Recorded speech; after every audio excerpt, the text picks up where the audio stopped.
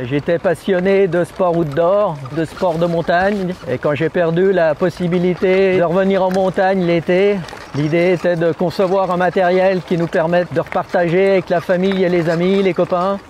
Vous voyez, ça passe partout!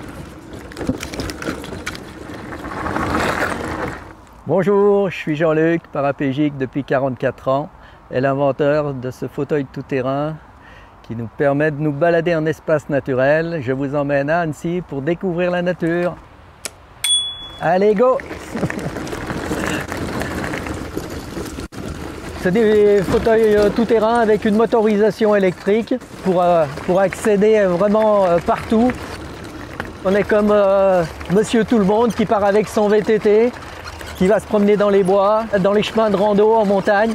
On rentre avec la banane le soir, on en redemande.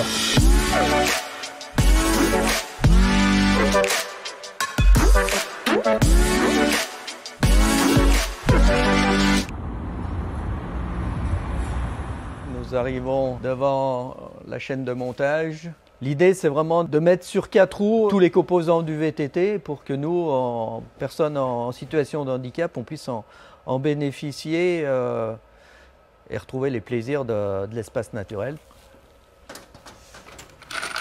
Pour moi, c'était une évidence d'utiliser de la motorisation électrique pour ne pas faire peur à la faune et pour pouvoir échanger avec les accompagnants, la famille, les amis qui nous accompagnent. Celui-ci, il a une motorisation type vélo, où on a une vitesse de pointe à 25 km/h, ou l'autre motorisation type fauteuil roulant, où là on peut aller jusqu'à 15 km/h.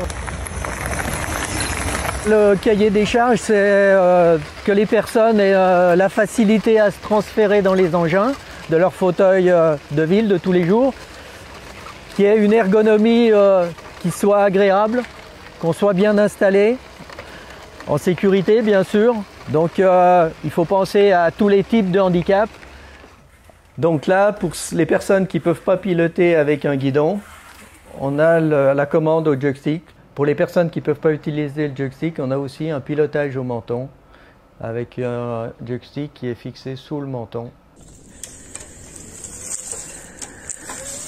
On a vendu pas loin de 700 machines en une quinzaine d'années, mais les premières années, il a fallu avoir toutes les homologations puisqu'on était en modèle descente. Après, on est avancé vers la motorisation. Il y a des évolutions qui vont venir dans les années à venir sur ce type de matériel par l'évolution du vélo électrique. Donc on va gagner en autonomie, on va gagner en poids. On a une recharge qui va durer 4 heures. Suivant les modèles, ça va permettre une sortie de 50 km ou 80 km pour l'autre modèle, qui correspond aussi à 1200 mètres de dénivelé. Fabriquer ce type de matériel pour du public handicapé, c'est quand même une satisfaction qui réjouit quand on voit le bonheur qu'on apporte aux gens, ce qui leur permet de repartager avec des piétons, avec des VTTistes, en famille. C'est quand même une belle satisfaction et une reconnaissance du travail accompli.